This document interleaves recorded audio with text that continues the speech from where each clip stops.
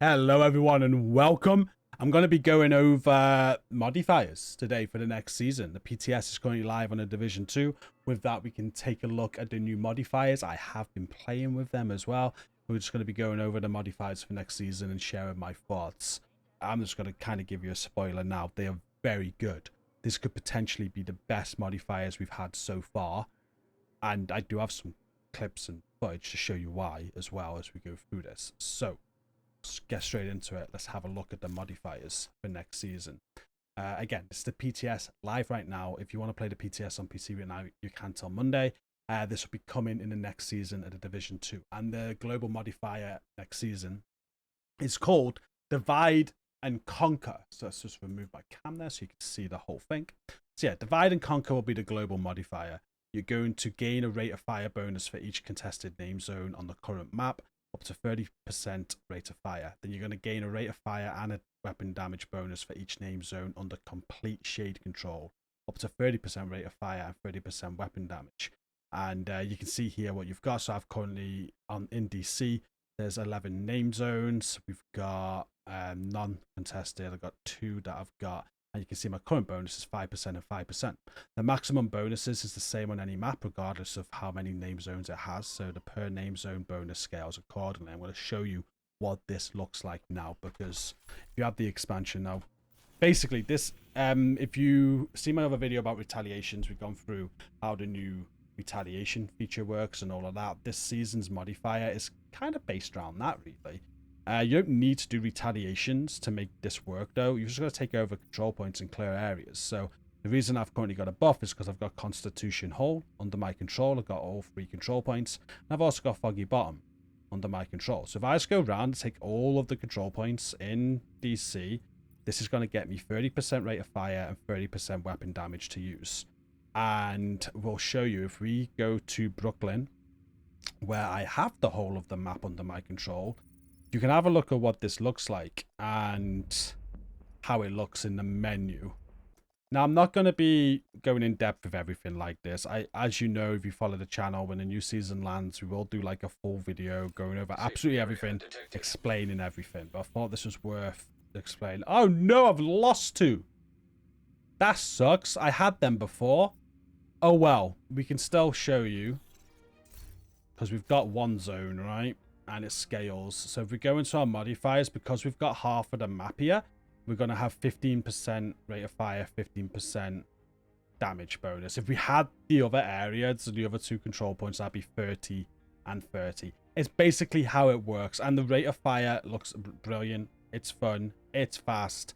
It's going to be worth doing, if I'm being honest with you. And if you just want to do it quickly, you can just head to Brooklyn, take over 2 name zones and get the max out of it right away. But then when you head back to DC, it's going to go by what the DC map is, and New York, vice versa, basically, with all of them. Now, one thing I haven't tested is how the offsite activities work. So if I've got this buff, is it going to count if I fast travel to like Army Terminal? So that is something I'm going to test right now. Okay, so at Army Terminal, it still says it there. Oh yeah, it works. That feels like it's definitely increased. So in Brooklyn, it looks like it will transfer to offsite activities, which is really good. Yeah, the Elmos don't fire that fast. That's good to know. The cleaner's leader is confirmed at the Army Terminal. Danvers is your priority. Take out the So in hostiles Brooklyn, and figure it out will what the hell transfer you're to the doing. offsite activities. I don't know how that's going to work. Like, obviously, it's not going to transfer to the raids or anything in DC or the incursion, I'd imagine. But it might transfer to Countdown and Summit and things like that. If it works like this here in Brooklyn, I imagine it'll work like that in DC. So that's a global modifier, and it's very simple. As you can see, not too overcomplicated or anything like that. Just take over name zones on the map you're on, get some good rate of fire and weapon damage buff. So let's go over the active modifiers now. So we're going to have 5 as normal. You're going to unlock these through the journey. I do have I'm going to show you some footage of how good this is. For some of them, the 2 that I've used. Advanced material. It's the first active modifier. I've not really used this at all. With this one, your skills gain extra skill tiers, and your signature weapons gain a weapon damage boost against regular enemies as per the table below. The boost is multiplied by 1.5 against named enemies. Additionally, signature weapons gain a rate of fire boost and a reload speed boost as per the table below and have unlimited ammunition. Kills and signature weapons or skills add 3 seconds to the modifier's duration. So kills with signature weapons or skills. To level up this modifier, you've got to eliminate hostiles while this modifier is equipped or complete retaliations against the true sons. So, one thing about active modifiers on this next season is that they're going to have a level to them. They'll start at level 1, and the more you have it active on you, just playing normally, you will level it up. And then if you are going to take part in the new retaliations feature as well, you can target true sons on that and get this leveled up that way too. Equip it, focus it, level it up. It'll show you the current level stats that you're getting. So you can see currently with this, it's 60% signature weapon damage and so on. Then the next level will go up to 70. When it gets to level 5, you'll have the max stats on this, and you'll also get an effect unlocked there. Specialization skills are overcharged for the duration of the modifier. It's pretty sick. So you'll be leveling these up. That's what advanced material looks like. You then got sanitation. This one sets enemies on fire within a radius. So while the modifier is active, each unique enemy set on fire is going to add 1 stack of sanitation to you, which grants extra damage to burning enemies up to a maximum. For 2+ stacks, for each enemy currently burning, you repair armor every second, but if you get 3+ stacks, critical hits will inflict burning on enemies. So with this, ideally, I will show you this one because I've been using it, which is mad because it's only level 1. That's 2 and I haven't been using it. But anyway, yeah, you want to make sure you've got at least 3 enemies within your radius when you set this off. So you get at least the 3 stacks. And at 3 stacks, then your crits are going to put more on burn. It's pretty cool. Level this one up again, just use it. It'll complete retaliations against the cleaners. And the current level, I'm going to get like 5% damage per stack, 45% second duration, the cooldown. It shows you all the stats there as we level it up. When we get this to level 5, when we get this to level 3, 5+ stacks. Each kill on a burning enemy will add 3 seconds to the duration. But that's real cool. We'll want to level that up quite quick, because let me show you how this works. We're going to put this on. We're going to head to a mission. And we're going to show it you. One thing I really like in the PTS as well is notice on my HUD there, you can see the T in the cooldown now. That wasn't like it before. You had to zoom and like it was grayed out, and then you had to wait for it not to be grayed out to know you had it. You can now see it on your HUD. And you can see the cooldown timer. I think that's brilliant. So in 18 seconds, I'll have it available. I'll be able to show you. And there we go. There's a sound effect. Let's go. Let's go and show you how this works. So we want at least 3 enemies if we can. Thank you for coming, Agent. We need you to sweep for survivors and secure the clinic. Cleaners on site. This looks good. Set some on fire. And now I get all my buffs from this active modifier. And any crit that I get, I'm going to set someone on fire. There we go. This is going to be quite OP when we get this max leveled, because I'm going to be extending the duration every time I kill a burning enemy, which means all these kills will be extending it. I like this one a lot. But I don't like it as much as Zealot. I'm going to show you that one next. There we go. We just ran out. So, let's bring up the next one. Finish your sweep. Remember, no loose ends or witnesses. So that's sanitation. Next is the one I've been using the most. I've only got it to level 2. Need a level 3 though. I'm saying Zealot, or is it Zealot? I don't know. We're going to say Zealot. I've heard it so much. I'm butchering it probably. This one's so good. On activation, you gain 15 stacks of Zealot, each one granting weapon damage and damage reduction. Boosts as per the table below. After 10 seconds, you begin losing 1 stack per second, and the stack consumption rate increases every 10 seconds. Eliminating hostiles will restore Zealot stacks. Upon reaching no stacks, a damaging EMP explosion is triggered at your location, leaving you at 1 health. For each enemy hit by the explosion, you will recover armor and health as per the table below. So you can level this up again by eliminating hostiles while wearing it, but also by doing retaliations against outcasts. And my current level, I'm getting 7% damage per stack. 7% damage reduction per stack. I'm getting 3.5% weapon damage per stack, and the initial stacks are 15. Now that's going to go up as I level this up to 20 and so on. And the recovery on the EMP is 20%, it goes to 30%. Once I level this up to level 5, for each stack consumed, the EMP explosion's damage is increased by 2%. And let me show you how this one works. So hopefully I was talking long enough for it to cool down. I have done. And all we're going to do is just restart this mission and just show you how powerful this is. I really like this. I got a clip I'm going to show you as well in a moment of heroic rogue agents to spawn, but we'll show you this way first. Thank you for coming, Agent. So we're going We to need run to search in. for survivors and secure the clinic. Cleaners on site. We're going to hit it. And just look at this. Hello. How are you doing?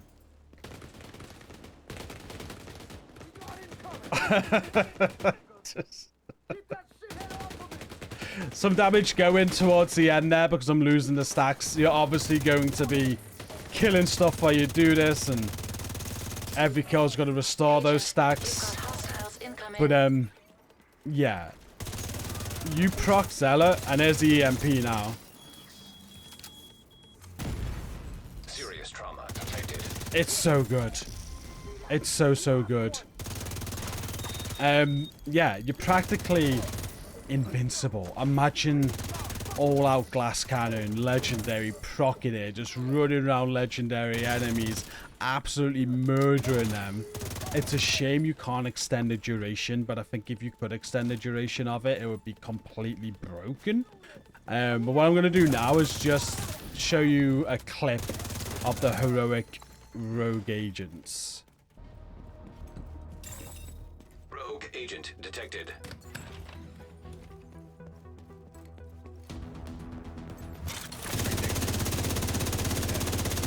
You're on borrowed time.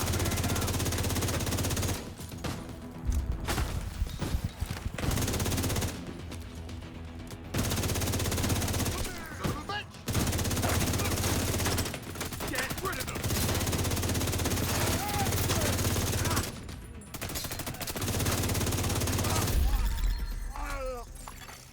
Rogue agent eliminated. Honestly, it's my favorite. I haven't tried everything, but I love it. Spiced Up is the next active modifier. For this, all of your armor is stripped. For the duration of the modifier, you cannot aim down sights or repair armor. In return, each successful hit on an enemy will add a stacking weapon damage bonus and recover some health. You also gain a boost to health, reload speed, and movement speed, shown in the table below. You can level this up by killing hostiles while wearing it again, and retaliations against hyenas. So the health there, 1,500%. The next level that's going up. Damage per stack, reload speed, movement speed, you can see all that. Now when you get this to level 5, when you press the input again, or when the timer ends, you'll replenish armor proportional to your current health. We're not going to show you that one, but that's how it works. And Say Cheese is the last one. So Say Cheese, blind hostiles in a cone in front of you, as per the table below. Holding a shield when triggering this modifier increases the range and radius of the blinding effect.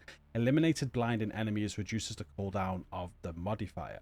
To level up this modifier, eliminate hostiles while the modifier is equipped to complete retaliations against Rikers. So eliminate blinded enemies reduces the cooldown. That's pretty interesting. Cooldown's 40 seconds. You're going to be able to use this quite a lot. This could be quite good. When you get this to level 3, eliminating hostiles while using a shield reduces the cooldown by 1 second. So that's don't even need to be blinded. I'm going to like that, I think. I'm not going to show it or try. I've not tried it yet, but I tried Sanitation and Zell. That's why I showed them you. But Say Cheese is another one I'm really looking forward to. Not so sure about the other two. That one sounds crazy. Spiced Up sounds absolutely crazy. So with that, we then go on to the passive modifiers. Again, all passive modifiers can be unlocked on a seasonal journey by completing that. And none of these get leveled up. It's only the active modifiers that you level up. So these are quite as they were. as you're used to. There's two different types of passive modifiers. This time is universal and faction based. Let's go through the universal first. Stepping Stone.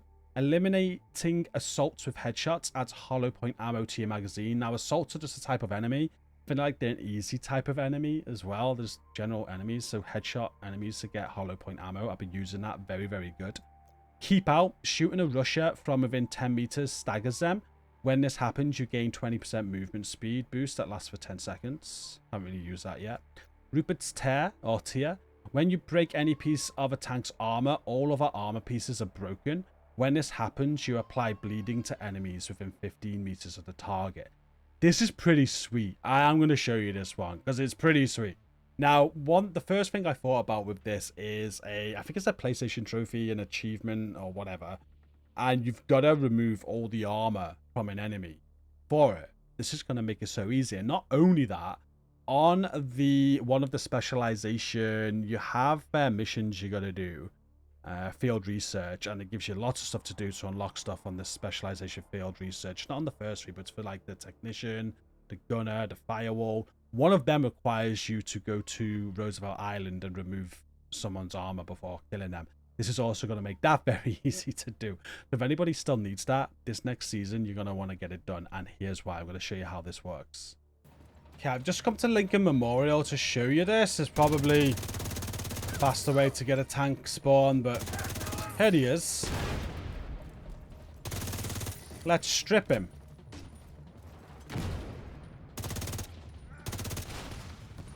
So we just broke one piece of armor there.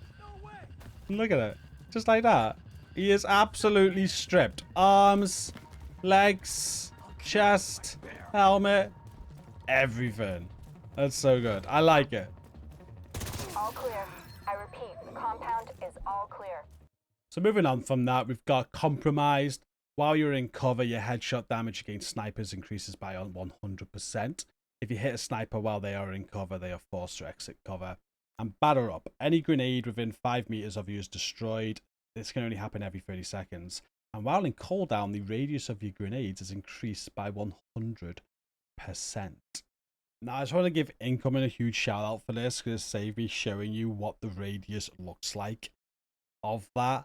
But just look how big of a radius you can get. I think that's with the Mad Bomber chest, I think he said. And he's obviously just had a grenade land at him. The grenade's gone off. It's now on cooldown. And his grenade has that radius. Just look at that. That's huge. I was using this. It's great anyway because you can survive that grenade every 30 seconds. But when it's on cooldown, then if you've got some grenades, obviously different grenades have different radius anyway. But with Mad Bomber, look how much of an area that's covering. That could be quite good. Like, I don't know if there's going to be some good builds we're going to be able to make around grenades here. And because that's insane. There's no ad getting out of that. Let's just put it that way.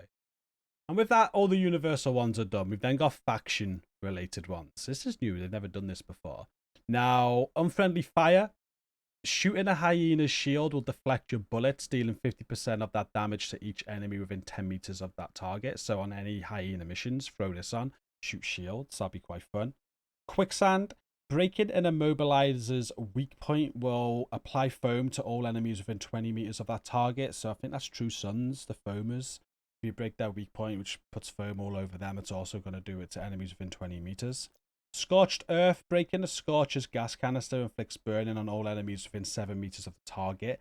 They burn until they die. I think that sounds brilliant. I've got it on there, but I haven't done it yet. So Scorchers, again, I think they're True Suns. They're the ones with the flamethrowers. Break the tank. They'll burn anyone within 7 meters, which is quite small. But they'll start burning, and they'll just keep on burning. I like the sound of that. Mismanagement. When a leader is eliminated, all enemies within 80 meters that were affected by the leader's overheal suffer bleeding. Upon eliminating the leader, you gain 20% bonus armor. Not too fussed about that. A leader, I think it's just a named enemy, pretty much. Bad Reception. Destroying a controller's drone breaks the controller's weak point and shocks the controller and all enemies within 20 meters of them. I think that's pretty cool. I do. Like 20 meters is quite far, so you just destroy the drone. It's going to break their weak points so the drone can't go back out again and shock all the enemies within 20 meters. It's quite cool as well. And that's all the modifiers. That's everything. It's all the passive ones. That's the active ones, the global. It's very straightforward, I think. Now, I've not shown everything in this video today. It's more kind of like a first impression, just going over it, showing you a few clips. But I am very excited for this. I do think this is going to be one of the best seasonal modifiers that we've had. We will, I forgot hostile. We'll go over that in a second before we end. But straight away, I'm loving Zealot, like I said. I'm going to have that on. And what I've been running in the PTS so far is Rupert's Tear, or Tad, Stepping Stone, and I've had Scorched Earth on, but I was running Batter Up. So they're the three that I've kind of been